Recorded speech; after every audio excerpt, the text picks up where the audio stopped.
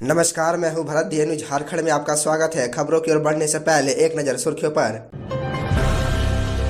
सालखन मुर्मू ने RSS sir संचालक से मिलने के लिए मांगा समय। सन्ना धर्मकोड पर विश्वास में लेने का प्रयास। कांग्रेस प्रभारी अविनाश पांडे आज आएंगे रांची। रामगढ़ उपचुनाव के प्रचार कार्यक्रम में लेंगे भाग। अब चलिए जानते हैं झारखंड की बड़ी खबरों को विस्तार से।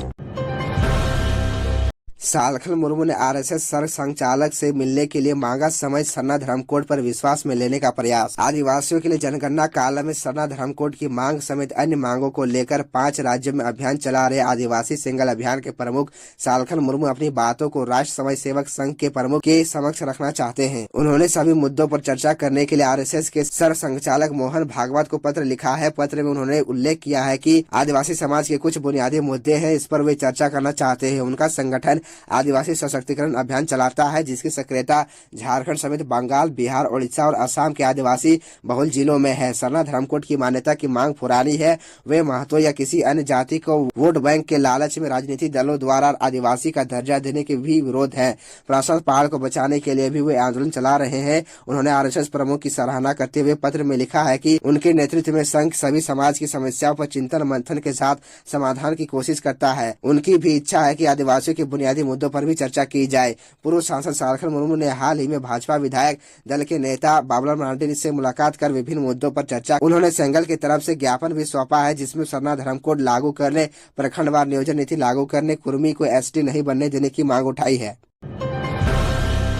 कांग्रेस प्रभारी अविनाश पांडे आज आएंगे रांची। रामगढ़ उपचुनाव के प्रचार कार्यक्रम में लेंगे भाग। रामगढ़ उपचुनाव के लिए सभी राजनीतिक पार्टियां अपना प्रचार प्रसार जोरों शोरों से कर रही है। इसी को लेकर अखिल भारतीय कांग्रेस कमेटी के महासचिव सह झारखंड प्रदेश कांग्रेस कमेटी के प्रभारी अविनाश पांडे 20 फरवरी को दोपहर 12 बजे रांची पहुंचेंगे। यहां से वह सीधे सड़क मार्ग द्वारा रामगढ़ रवाना हो जाएंगे। इस बात की जानकारी कांग्रेस प्रवक्ता राजीव रंजन प्रसाद ने दी। बता दें कि कांग्रेस के प्रत्याशी बजरंग महतो का समर्थन करने मुख्यमंत्री हेमंत सोरेन रामगढ़ के गोला प्रखंड पहुंचे थे। इस दौरान मुख्यमंत्री ने भारतीय जनता पार्टी और आजसू को जमकर घेरा।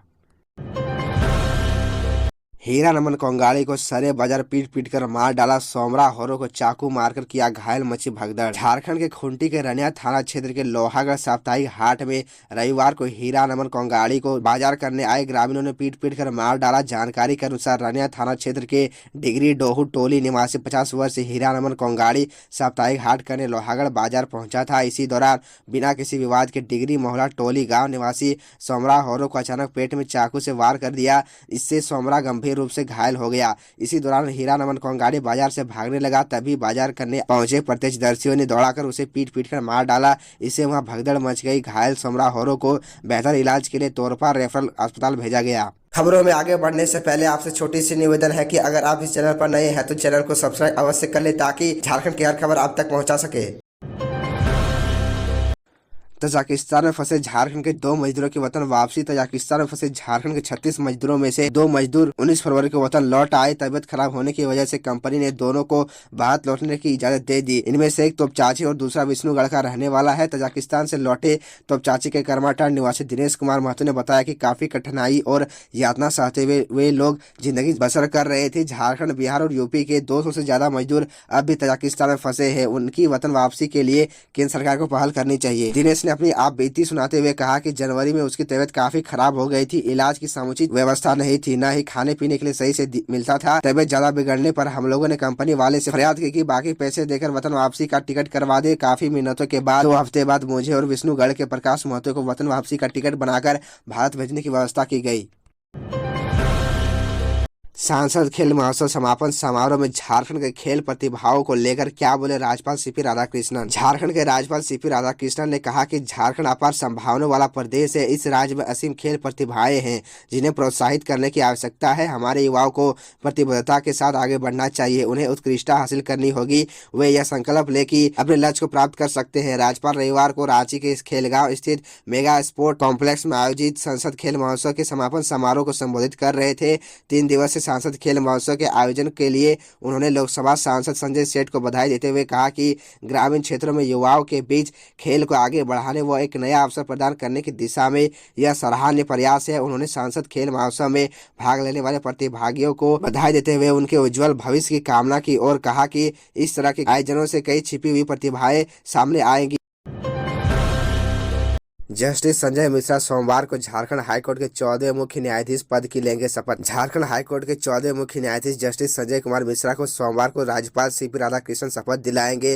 राजभवन स्थित बिरसा मंडप में सोमवार को सुबह 11 बजे जस्टिस संजय कुमार मिश्रा शपथ ग्रहण करेंगे। इसके बाद वह अपना कार्यभार संभालेंगे। जानकारी के मुताबिक विधि मंत्रालय ने शुक्रवार को जस्टिस संजय मिश्रा को झारखंड हाईकोर्ट के चीफ जस्टिस के पद पर नियुक्ति के लिए अधिसूचना जारी की थी। बताया जा रहा है कि शपथ ग्रहण के अवसर पर राज्य के मुख्यमंत्री हेमंत सोरेन, राज्य के अन्य मंत्री, हाईकोर्ट के अन्य न्यायाधीश, महाधिवक्ता और स्टेट बार काउंसिल के अध्यक्ष, निर्वाचित सदस्य एवं अन्य गणमान्य लोग मौजूद रहेंगे। खबरों में आगे बढ़ने से पहले आपसे छोटी सी निवेदन है कि अगर आप इस चैनल पर नए हैं तो चैनल को सब्सक्राइब अवश्य कर लें ताकि झारखंड की हर खबर आप तक पहुंचा सके।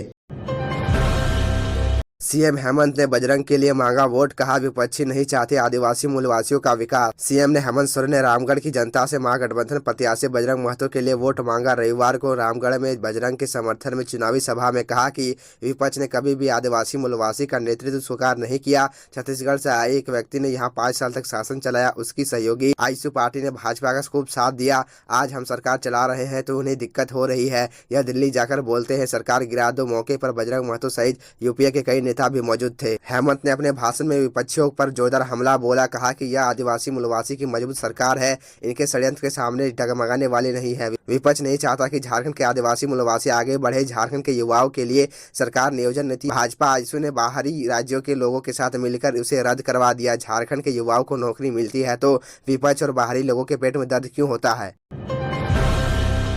बवाल के 5वें दिन पलामू में इंटरनेट सेवा बहाल। पलामू जिले के पाकी में बवाल के बाद 5वें दिन इंटरनेट सेवा बहाल कर दी गई है। पाकी में सांप्रदायिक हिंसा के बाद तनावपूर्ण स्थिति को देखते हुए 15 फरवरी की शाम 4 बजे गृह विभाग ने प्रधान सचिव राजीव अरुण एक्का ने पलामू जिले में 24 घंटे के लिए इंटरनेट सेवा बंद कर रखने का निर्देश दिया था, जिसे 19 फरवरी तक बढ़ाने का फैसला लिया गया था। रविवार को इंटरनेट सेवा चालू कर दी गई है। वहीं पाकी थाने में शांति समिति की बैठक होनी है। बैठक के बाद प्रशासन द्वारा धारा 144 हटाने को लेकर फैसला लिया जाएगा।